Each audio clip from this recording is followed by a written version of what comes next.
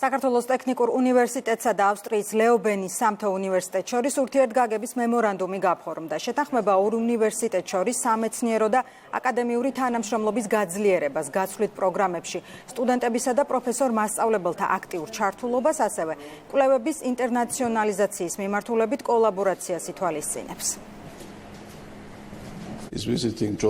მოხარული ვარ, რომ ავსტრიის ლეობენის სამთო უნივერსიტეტი არის საქართველოში იმისთვის, რომ განამტკიცოს ურთიერთობები საქართველოს ტექნიკურ უნივერსიტეტთან. ჩემთვის როგორც ელჩისთვის დიდი პატივია, რომ დავესწარი ამ შეთანხმებას.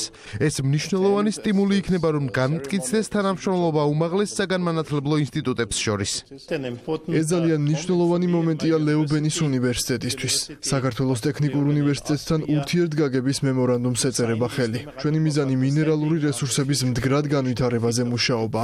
დღევანდელი დღე კულმინაცია იქნება იმ შეთანხმებების, რომელიც ჩვენ ერთმანეთში გავიარეთ და ვფიქრობ, რომ ჩვენი ახალგაზრდებს ექნება ჩანსი და ჩვენ სტუდენტებს საშუალება იმის, რომ ჩავიდნენ ავსტრიაში, გაიარონ პრაქტიკები და ასევე თხოვნა არის ავსტრიელების მხრიდანაც, რომ მათი სტუდენტები ჩვენთან ჩავონეს.